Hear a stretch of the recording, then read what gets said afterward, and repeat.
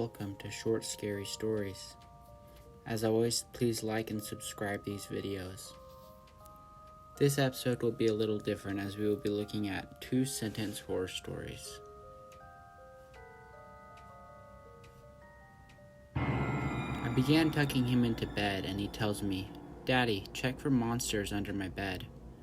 I look underneath for his amusement and see him, another him, under the bed staring back at me, quivering and whispering, "Daddy, there's someone on my bed." The doctors told the amputee he might experience a phantom limb from time to time. Nobody prepared him for the moments, though, when he felt cold fingers brush across his phantom hand. I can't move, breathe, speak, or hear, and it's so dark all the time. If I knew it would be this lonely, I would have been cremated instead. Don't be scared of the monsters. Just look for them. Look to your left, to your right, under your bed, behind your dresser, in your closet, but never look up. She hates being seen. I woke up to hear knocking on glass. At first I thought it was the window, until I heard it come from the mirror again. They celebrated the first successful cryogenic freezing. He had no way of letting them know he was still conscious. She wondered why she was casting two shadows. After all, there was only one single light bulb. It sat on my shelf with the thoughtless porcelain eyes and the prettiest pink doll dress I could find. Why did she have to be born still?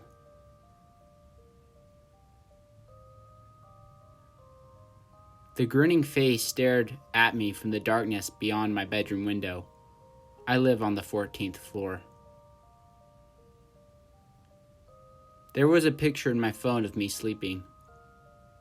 I live alone.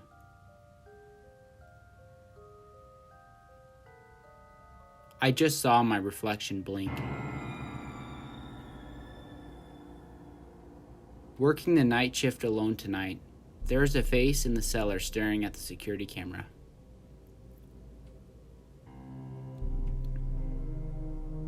They delivered the mannequins in bubble wrap. From the main room, I began to hear popping.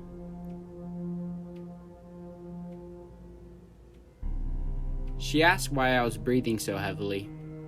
I wasn't.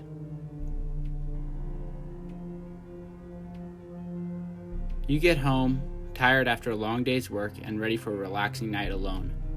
You reach for the light switch, but another hand is already there. My daughter won't stop crying and screaming in the middle of the night. I visit her grave and ask her to stop, but it doesn't help. Internet is still not working. You start to drift off to a comfortable sleep when you hear your name being whispered. You live alone. I kiss my wife and daughter good night before I go to sleep. When I wake up, I'm in a padded room and the nurses tell me it was just a dream.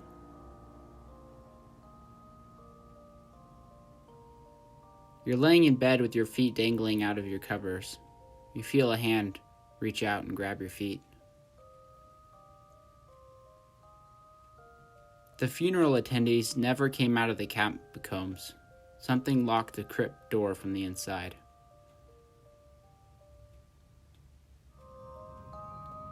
My wife woke me up last night to tell me there was an intruder in her house. She was murdered by an intruder 2 years ago.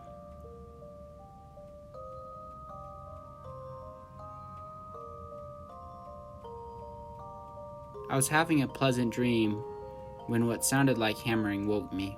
After that, I could barely hear the muffled sound of dirt covering the coffin over my own screams.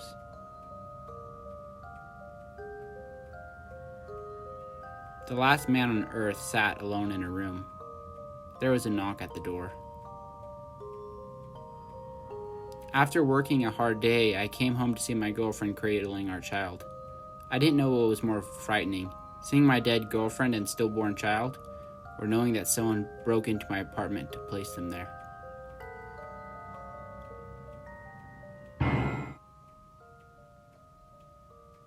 You hear your mom calling you in the kitchen. As you are heading down the stairs, you hear a whisper from the closet saying, "Don't go down there, honey, I heard it too."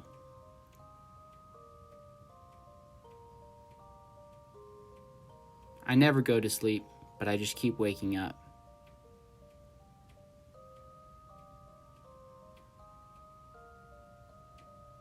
She went upstairs to check on her sleeping toddler. The window was open and the bed was empty. The longer I wore it, the more it grew on me. She had such pretty skin. "I can't sleep," she whispered, crawling into bed with me. I woke up cold, clutching the dress she was buried in.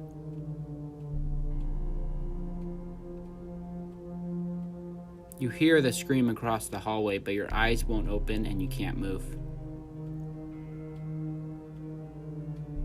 Being the first to respond to a fatal car accident is always the most traumatic thing I see as a police officer. But today, when the crushed body of a little dead child boy strapped in his car seat opened his eyes and giggled at me when I tried to peel him out of the wreckage, I immediately knew that was my last day with the force.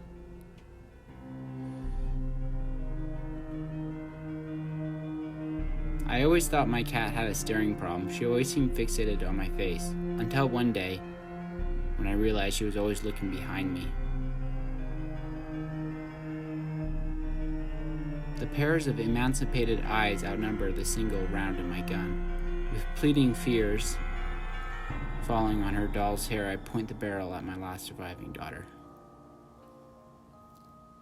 Thank you for listening to these short 2-sentence scary stories. As always, please like and subscribe, and I'll see you in the next video.